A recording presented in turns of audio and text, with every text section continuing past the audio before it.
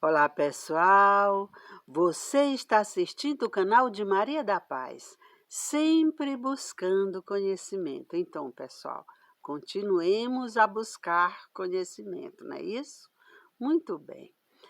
Dando sequência à série Reflexões sobre alguns assuntos ditos no livro da Aliança, hoje eu vou falar sobre os infernos, certo? Na interação, aliás, sobre a feitura do livro da Aliança, lá foi perguntado para os parceiros, o que são os infernos, tanto falado pelo mestre. E a resposta foi, estado de consciência, medo incutido na mente das pessoas, fraqueza mental, conflitos e inseguranças, certo?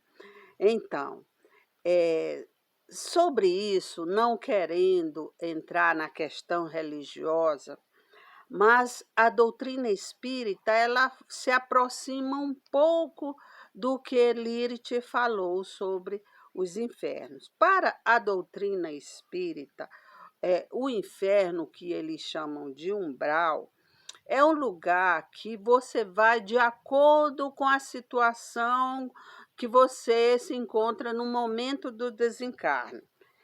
Por exemplo, se você está com rancor, raiva, conflitos internos, medos diversos, e você desencarna nesse momento de desespero, você vai para um local em que o seu estado de consciência te leva, certo? Então, de acordo com o seu estado de consciência, em que você está vibrando, é que você vai. Meio como se fosse moldado o ambiente com que você vai, porque tem relação com o seu estado emocional, com o seu estado de consciência, como você está vibrando no momento do desencarne, certo? Então, é um pouco parecido quando Lirith fala que o inferno é um estado, dos infernos é o estado de consciência, certo? A diferença é que ali, para a doutrina espírita, existe um local, né? Você vai para um lugar, né? Moldado de acordo com a sua consciência, de acordo com como você está se sentindo no momento que você vai.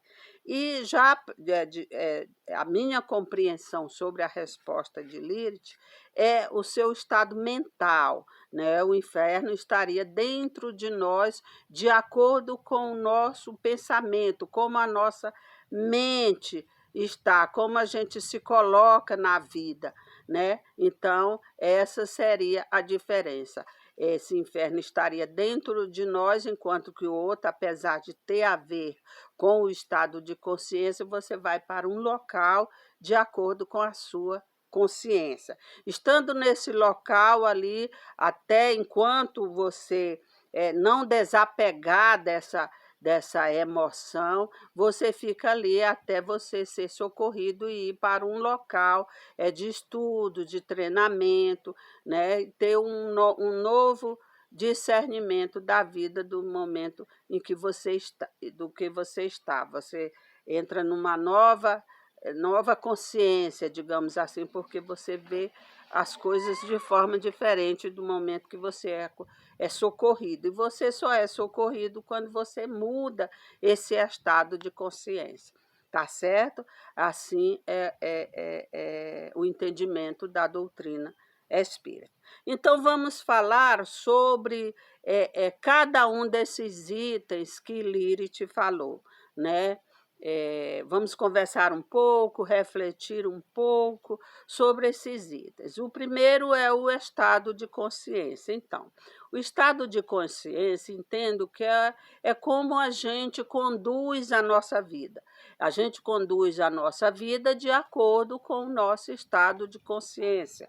As nossas ações são de acordo com o nosso estado de consciência. Como a gente tem a compreensão das coisas, como a gente absorve as informações, se a gente recebe, se a gente não tem o discernimento, a gente recebe de forma distorcida, e ali a gente vai conduzir a nossa vida de acordo com o que nós entendemos, o que nós compreendemos como que seja o ponto adequado de conduzir a nossa vida.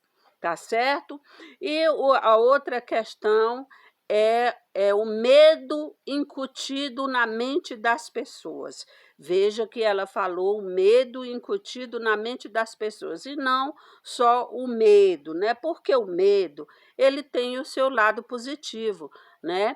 O medo, ele tem o seu lado positivo. Em que momento o medo, ele vem com o seu lado positivo? Com a questão da cautela, quando nós temos cautela na vida sobre uma determinada ação, determinada atitude, nós temos prudência, né? Porque se a gente é muito afoito, leva a vida de qualquer jeito, sem medo, sem prudência nenhuma, ali você pode, inclusive, entrar no quarto caminho, porque quando você bota a sua vida em risco, você entra no quarto caminho, certo? E isso não é bom, entende? Então, se você bota a sua vida em risco, você vai com muita, sem medo nenhum, vai de cabeça, sem pensar, sem prudência e tal. Então, essa parte aí, o medo, ele é positivo, quando ele vem com a prudência. Ele é negativo, propriamente só o medo, falando do medo, quando ele passa a ser pânico, porque o pânico paralisa, você fica paralisado, fica sem ação. E Deus é ação, Deus é movimento. Então, se você transforma o medo em pânico, aí ele é altamente negativo. Mas o medo a que ela se referiu, aquele medo incutido na mente das pessoas, que é o medo advindo dos dogmas. Olha, se você fizer isso, você vai para o inferno.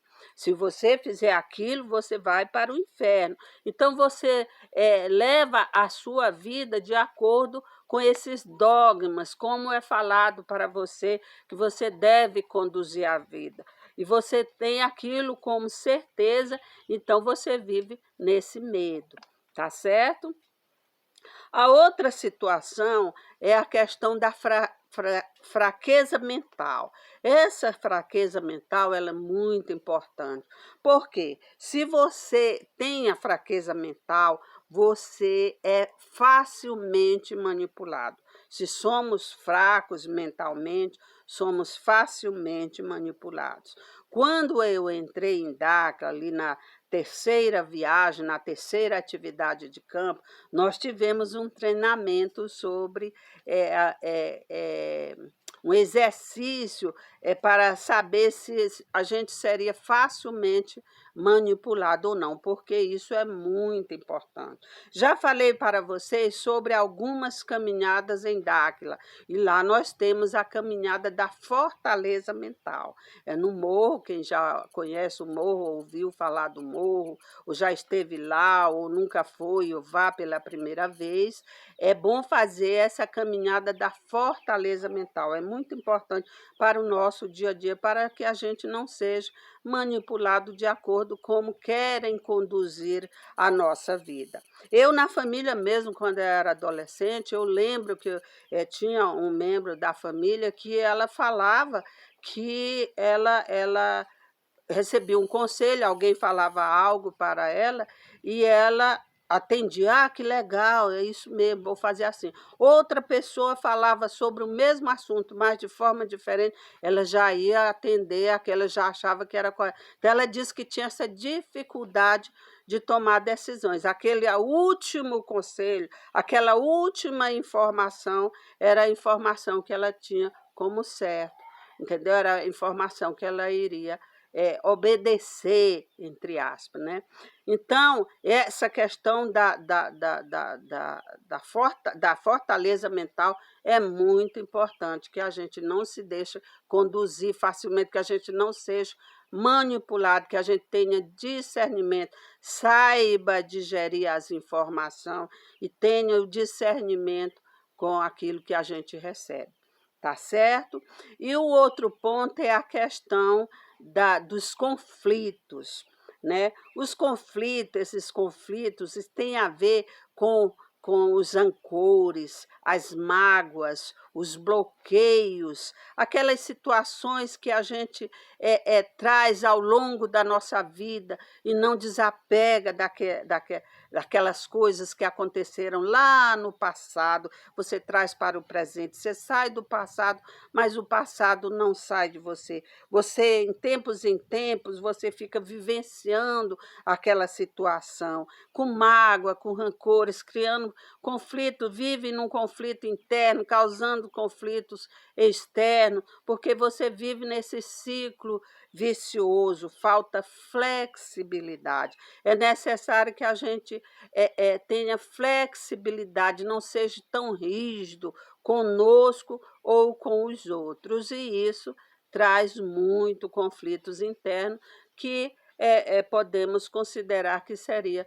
um dos nossos infernos que temos, que carregamos, quando então, na verdade, nós que criamos esses infernos, a gente que conduz a nossa vida gerando esses infernos, esses conflitos internos dentro de nós, certo?